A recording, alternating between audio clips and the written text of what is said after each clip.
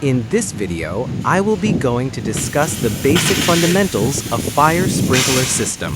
Please hit the like, share, and subscribe button, and we will begin shortly.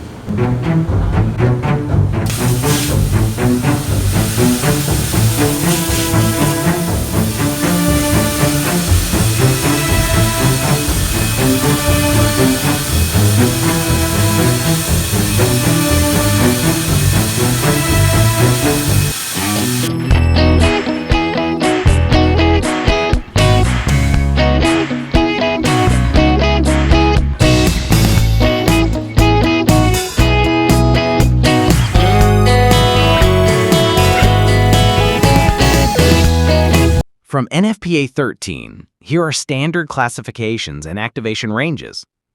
Sprinkler temperature classification. 1. Ordinary. Glass bulb color, orange. Activation temperature, 135 to 170 degrees Fahrenheit, or 57 to 77 degrees Celsius. 2. Intermediate. Glass bulb color, red.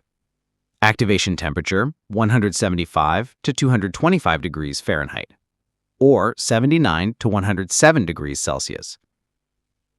3. High. Glass bulb color, yellow. Activation temperature, 250 to 300 degrees Fahrenheit, or 121 to 149 degrees Celsius.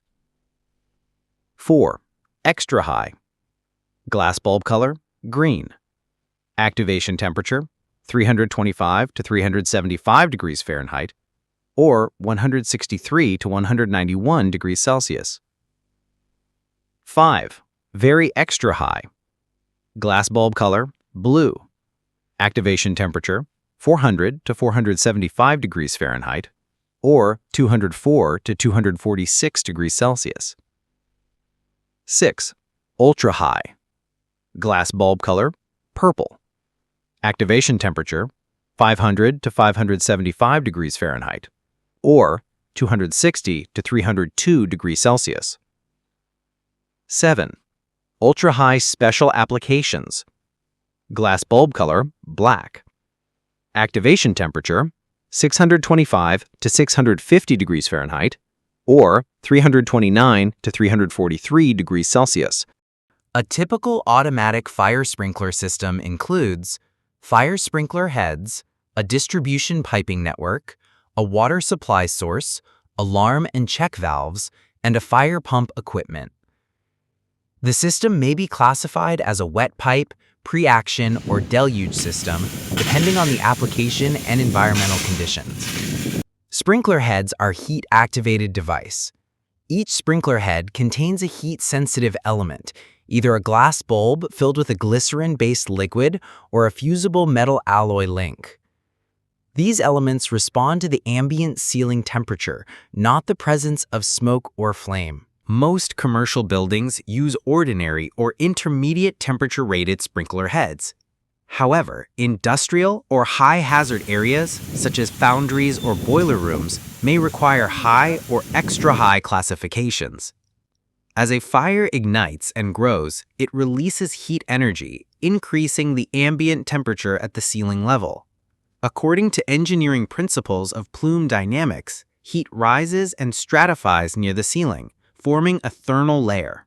When the temperature at the sprinkler head reaches or exceeds its rated activation temperature, the glass bulb expands due to liquid thermal expansion, and eventually the glass bulb will be broken.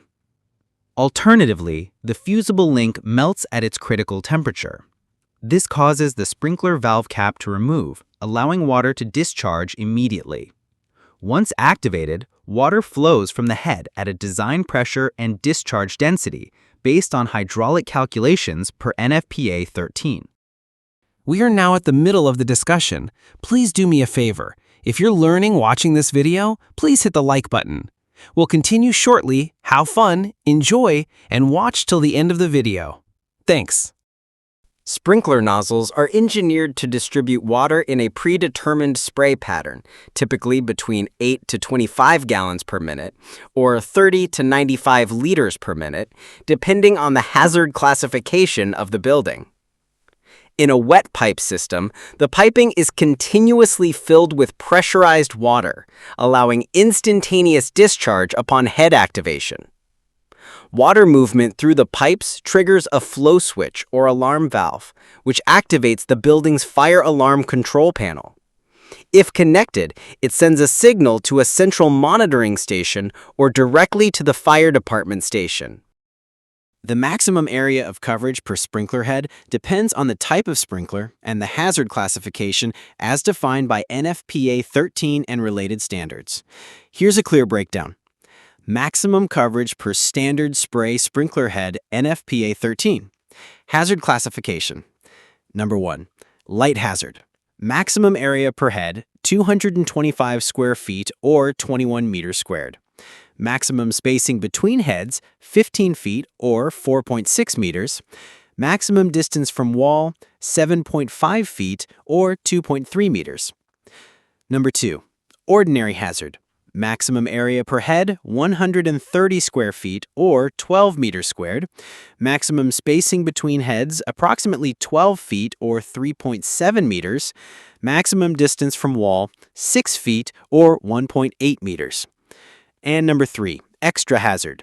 Maximum area per head, 100 square feet or 9.3 meters squared. Maximum spacing between heads, approximately 10 feet or 3 meters. And maximum distance from wall, 5 feet or 1.5 meters.